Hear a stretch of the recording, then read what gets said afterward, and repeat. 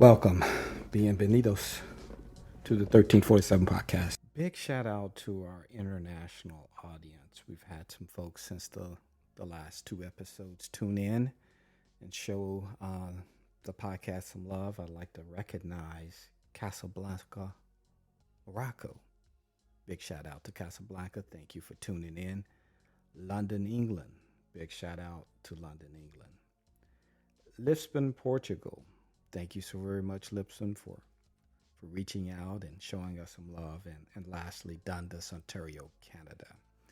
Always appreciated the international audience knowing that we are sharing some things in common, that we are providing some content of benefit, and we really, really appreciate you taking time out of your busy schedule to tune in to the podcast. So welcome. And please shoot me a line if there are things in your area of the world that you would like for us to touch on. Our similarities are much more closer than our differences. And I've had some experience in working with my brothers and sisters in the UK with various related healthcare fraud schemes and other policy related issues. So we're much more aligned than we are opposite. So once again, appreciate all of our international listeners.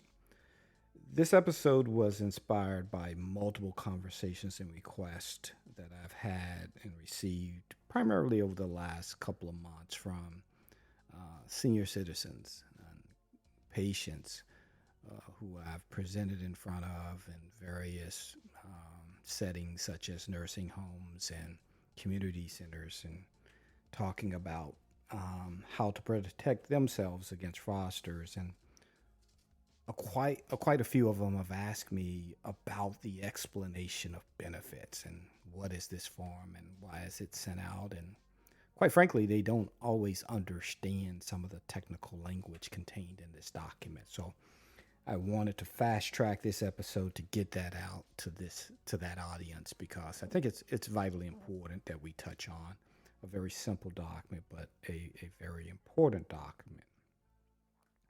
Simply put, the EOB is the statement sent by a health insurance company to covered individuals explaining what medical treatments and or services that were paid for on the patient's behalf. The EOB is not a bill. It's just a summary of services provided. That's very important. So please do not pay what is displayed on the EOB. There are other, obviously, correspondence and documentations that your health insurance company will send out, if indeed there's anything that's due. Patients are the first line of defense against the detection of healthcare fraud and abuse, and the EOB is typically one of the first signs of fraudulent activity. Okay, let's examine the elements of the EOB, which may vary in format from provider to provider, but there is basic information displayed on all EOBs. First, the name of the insurer and the mailing address should be displayed. The date the claim was received by the insurer. The date the claim was processed by the insured. The claim number as assigned to the service. And for my auditors, investigators, and those analysts that are in the healthcare fraud investigations business, the claim number is extremely important to be able to have at your recall. There could be multiple claim numbers in a single visit. So always keep that in mind to track that claim number, because whoever is in control of your data warehouse, whether you're outsourcing your data, whether there is a custodian of records, blah, blah, blah, it's important to reference the claim number. The name of the patient should be displayed on the form. The patient ID number, the provider's name, the provider's ID number, the patient account number, the member's name, and the member's ID number all should be somewhere on the EOB. Also, claim details to include the type of service provided, date service was provided, the place of service, the procedural code billed, the amount allowed, the amount disallowed, the name of the provider who or the insurance company who paid the claim, the member responsibility to include copayment, deductible, co-insurance. And on the back of the form is typically a statement regarding the patient's appeals right with a toll-free number to call if there is a question.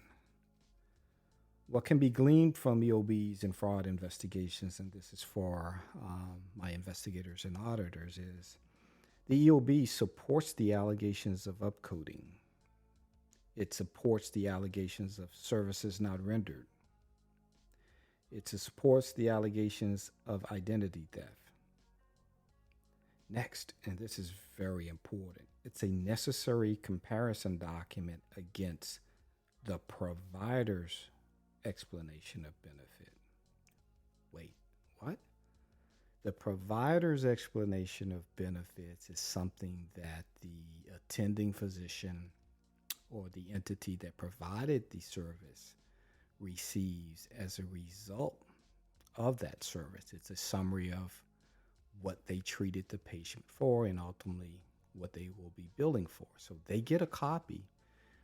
Typically, it doesn't look exactly like the EOB, but the provider gets a copy. And also for the investigator, it proves intent, right? That the provider knew or should have known that they provided that service because they're getting the receipts in the mail or summary in the mail, or someone who's providing the administrative services for that physician is getting copies of those summaries. Extremely important. And many investigators and auditors do not know that providers get a copy of the services they provide to their patients as well. So, very important footnote. A necessary comparison document and a few facts from my investigative experience. It's not unusual for patients to never open their document. Patients may be elderly, and a guardian is responsible for medical oversight. And the EOB is just, for whatever reason, is just never closely examined. If you can imagine someone who, is receiving dialysis or has a terminal illness, they're probably at the doctor's office or some service dealing with medical related events quite frequently, several times a week.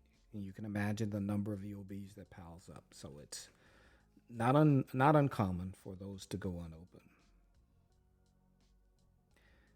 In some instances, and I've heard this from some patients I've interacted with over the last month or two, patients may not fully understand the medical procedure codes. The suspicious and or erroneous EOBs are not always reported to the appropriate authorities. I've had several patients and individuals said, hey, I've read it, I don't understand it. I know for sure I didn't go to the doctor, but I just, for whatever reason, didn't report it. I don't know who to report it to. Once again, a starting location is the appeals on the back of the document, and let your health insurance company know that you didn't see the doctor on that particular date of service. And if you have supplemental documentation, please keep it. Providers can be subjects of identity theft as well. And it's, once again, providers are not always administratively sound, so it may be an oversight on their staff's part or their part if they're a smaller operation, or if their identity is stolen, they are receiving provider explanations of benefit, but for whatever reason, they're not able to catch identity theft on their end either. And lastly, please maintain a current and accurate mailing address that's on file with your healthcare insurance company, because that's where the UOB will be mailed out to.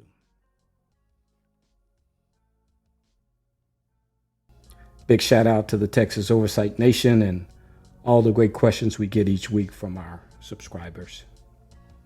Thanks to the 1347 staff who work tirelessly to ensure my job is seamless in producing this podcast. If you found the content of this podcast useful, please let us know by dropping us a line at info@texasoversight.com or subscribing to our group at texasoversight.com and following us on Twitter at Texas Oversight. Lastly, please remember, when your passion meets your purpose, great things will happen. Peace.